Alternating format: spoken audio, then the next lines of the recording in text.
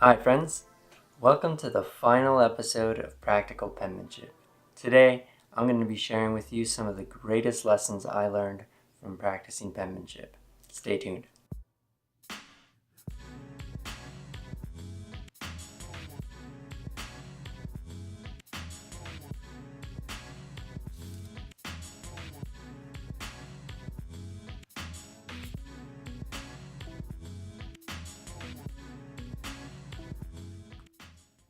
So before I get started, I'd just like to thank everyone who has stuck around for the entire series. Your support means a ton to me, and I'm really happy I was able to make these videos for you guys. I hope they've been informative and that some of you have really improved in your penmanship practice because of these videos. I will most likely continue to make videos related to penmanship, but I have a long road trip coming up, and because of that, I just can't get in front of the camera like I am now. So this will be the last video in that series.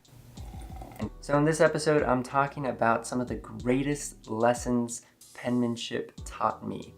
And the number one thing that I learned to do through practicing handwriting daily and through writing daily was learning to reflect on who I am as an individual, as a professional, as an artist, in many different ways. And the practice of penmanship is really important in that regard. Getting to sit down and write my thoughts and really begin to better understand who I am through my thoughts has been a very important practice for me to maintain throughout this time. I've made a couple videos on the type of content you can write about if you're someone who is not entirely sure what they want to write about, and how to get that conversation started with yourself on paper. Now, the reason I started handwriting to begin with was that it was recommended to me as a brain exercise. Now, there are plenty of studies out there right now that are concluding that handwriting is a much better task for the brain compared to typing. So as a kid, or as a parent who has kids, you definitely want to be encouraging handwriting on the daily. They have found that it triggers adult-like thinking in the brains of children.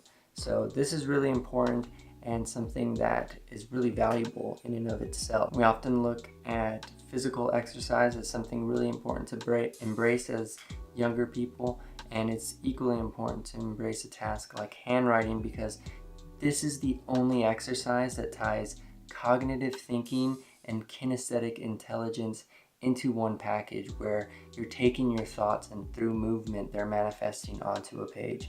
So those two things are really important to develop, and as an adult you can continue to evolve this very simple task of handwriting by journaling in mirror image with the opposite hand and developing that non-dominant hand to become as proficient as the dominant hand. So that brings me to my next point. Handwriting is more to me than a simple task of writing and sitting down and spending a little bit of time with my thoughts. For me, it's a physical exercise, and I use muscular movement handwriting as a form of working out, brain and body. It isn't easy a lot of the times to embrace muscular movement, but I talk about it in a lot of my videos, and I highly recommend to anyone who's interested in handwriting for long periods of time, especially if you're a student and you have to take notes in class, learn to develop some muscular movement in your writing, and that way you will get to see some real strides in the quality of your penmanship and also at the pace that you can write, keeping it all consistent and legible. Muscular movement's a great exercise too. In the beginning, you will definitely feel some strain and difficulty in activating the proper muscles so that you can actually execute that exercise effectively. But over time, you will see that it's really effective when it comes to handwriting. And to take that even further, I also practice handwriting with both hands. So transferring that muscular movement over to the left side and now working with the non-dominant side and developing coordination on that end really transforms this exercise into something more. Something that I think would go under the radar oftentimes with handwriting is that it actually helps yourself express more of your emotion and internal dialogue in a way that can be creative and also intriguing for others. So for me, I've been teaching for about 4 years at this point, and I have found that handwriting really helps me in preparing my lectures. And when I was a college student, oftentimes I would write out my whole presentation from memory on paper, and then I would go into the presentation and give presentations from memory. And a lot of times there wasn't a set script that I was following when I was giving presentations from memory. I would have an outline that I followed, and the act of handwriting allowed me to create more cohesive thoughts. And by having more cohesive thought patterns, I'm able to express myself impromptu, without a script, just speaking naturally in a way that seems very formal. And this is really useful if you're somebody that needs to give presentations at work, and is probably the most practical application to penmanship that there is. A lot of us have a very different voice when we talk through the pen.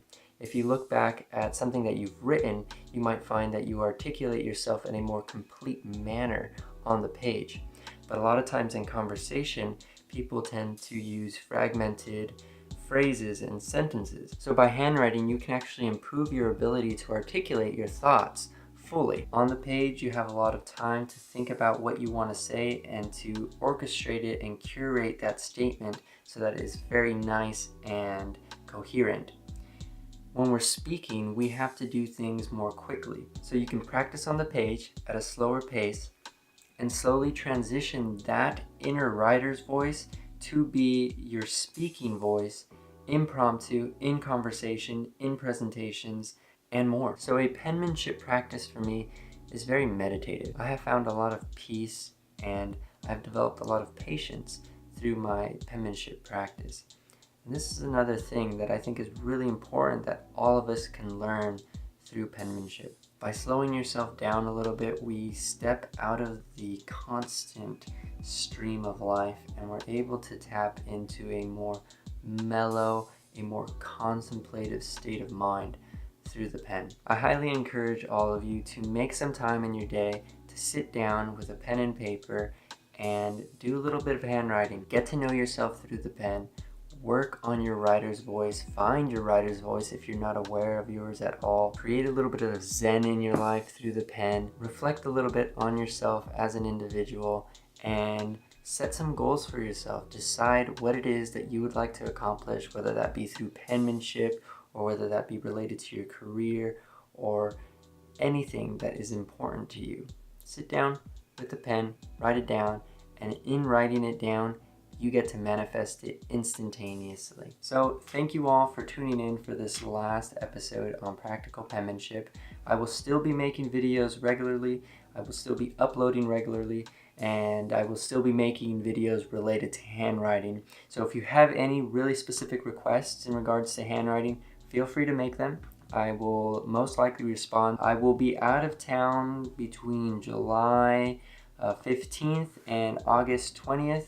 So if I don't get to anything between that time quickly in the comment section, it's just because I'm away from Wi-Fi and I don't have access to a computer or something like that. But there will be regular uploads, and when I come back, I'll talk a little bit about some of the directions I'd like to go with this channel. I'm an artist, I am a teacher, and my life expands beyond the realms of penmanship. So I would like to see what other areas I could experiment with and what other valuable content I can bring to you guys. So if there's anything that you're interested in, feel free to leave it down below. Thank you so much for watching. Take care.